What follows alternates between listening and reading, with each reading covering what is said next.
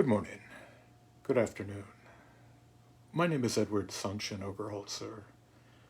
I'm the resident priest and guiding teacher at the Joseph Priestley Zen Sangha in Lewisburg, Pennsylvania. We're a part of Empty Moon Zen. And I have a confession to make. It's a small thing, but it irked me. It continues to irk me. It's left me irked more at myself than at anyone. So, mea culpa, mea maxima culpa, if I might quote my mother. When we'd set out on this series of talks on the precepts, here are the 3 pure precepts, I had thought that I would have the opportunity in this second talk to address evil. We all know that villains are the most interesting characters in any book or movie, that the heroes are about as interesting as, well, as Harry Truman described the office of the vice presidency, a bucket of warm spit. Who wouldn't take Milton Satan over Adam any day of the week? Who isn't intrigued by Mara and his seductive daughters, so much more enthralling than Ananda, that apple-polishing teacher's pet? Imagine then my dismay when I realized that the first pure precept, the one that James spoke of earlier this month, was that admonition to avoid evil, and that I was left holding the bag of the good. God, how I detested those kids in elementary school who were good, and as a further confession, I have to admit that I was probably one of them. I regret it to this day. So many nefarious opportunities lost. For my mistaken notice of the proper ordering of these 3 pure precepts, I lay the blame squarely on Josh Bartok, and a generous act of pure good on his part. When I took the precepts, he gave me a lovely, hand-drawn, calligraphied image of the 3 pure precepts. I have a hanging in my study over my desk, lest I forget, though of course I often do.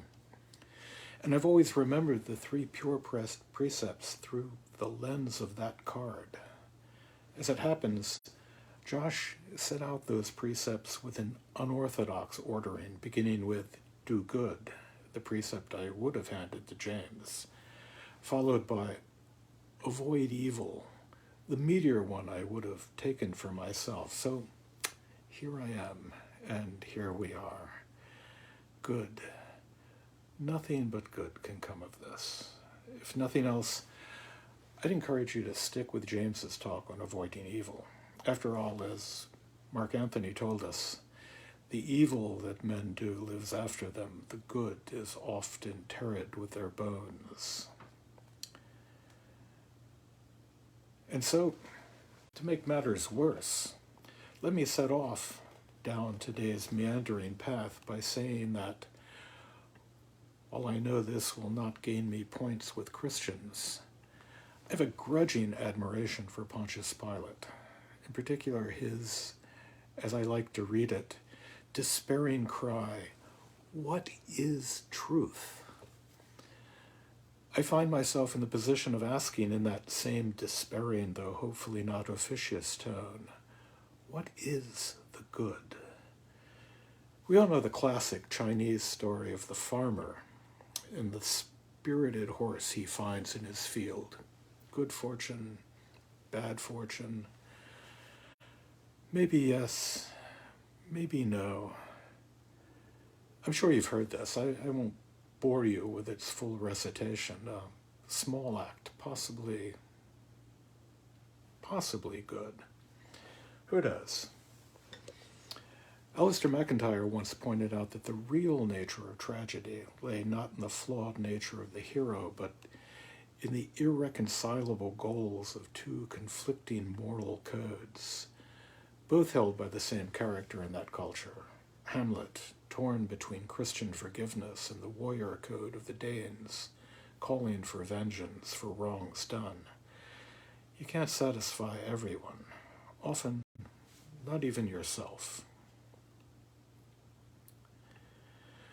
When I try to wrap my head around the good, I find that I particularly appreciate the formulation of the San Francisco Zen Center, that the San Francisco Zen Center uses for its gata of atonement.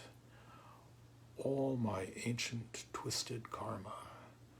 What better way to talk of the good than as twisted?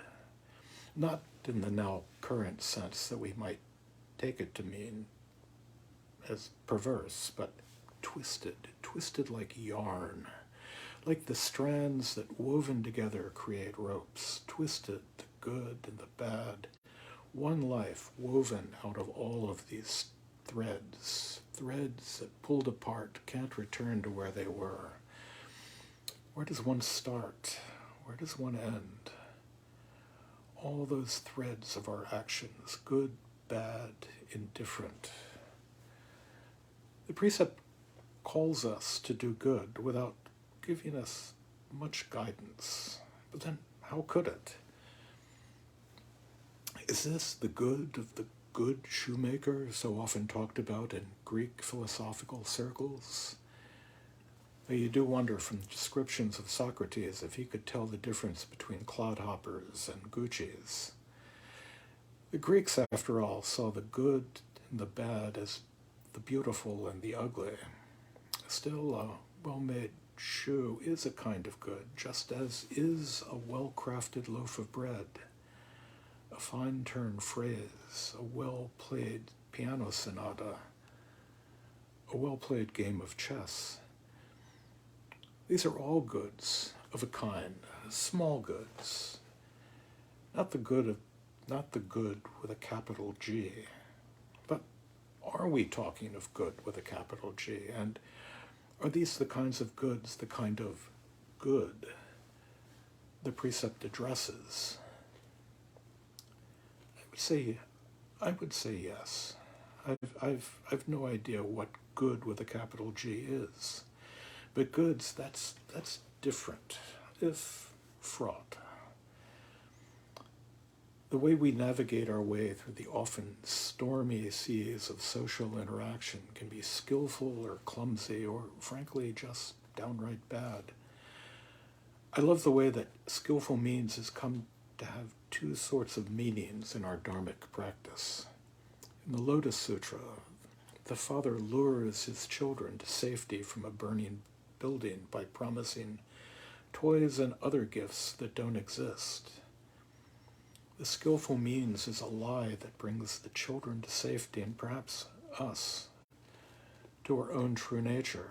And if we talk about skillful means in how we talk about skillful means and how we handle problems that might arise in our personal lives or in the Sangha. But those skillful means are nothing unless we step up and act not knowing the consequences on down the line, a day, a week, a year, a century. No, often not even immediately. This kind of utilitarian problem in the injunction to do good, and that same flaw that undercuts utilitarianism, is the one that rears its ugly head in the second pure precept. Both the simple and vexing question of just what is good, and the additional problem that what one person sees as good, another might perceive as bad. Not a matter of moral relativism, but a quite simple one of who benefits at the expense of whom. How many of us have reached out to help, only to find that our best intentions have raised more problems than they solved? But this may be all we have. And it's an invitation to look within. What is good? What evil? Do any of these really have any meaning? It's in the looking, it's in the peering within that we find whatever we find. This is the invitation, the opening. How do we fit in the world around us? Who are we? How do our actions shape our lives? I particularly love those koans that ask us to find our own true nature, that call upon us to lift up the corner of the cushion and look beneath, to open the closet door, to riffle through the pages of a book, searching, searching. Where is the good? Why do I capitalize the word good? What is going on? What do we do? Reason can allow us to see only so far into the future of our actions, and even that is subject to contingency, a bolt of lightning, an earthquake, a slip on an icy road. Beyond a certain point, the consequences of what we do, no matter how well intended, get lost beyond the event horizon of our future. We see only a short ways before us, but so far as we do see, so far as we intend, barring those acts of God, we can act. We must act. We can't save all beings, but saving that one being in front of us does save them all. Don't be so quick, so sure, so certain, but don't stop. Consider those small acts. A hand on the shoulder of a friend in need. That extra treat for a demanding cat. A smile of thanks in return for a kindness given. Putting down the toilet seat cover. These small goods may well be interred with your bones, but they will live on, sotto voce, in the hearts of those you've touched. Mary Oliver tells us in her poem Wild Geese, you do not have to be good. You do not have to walk on your knees for 100 miles through the desert repenting.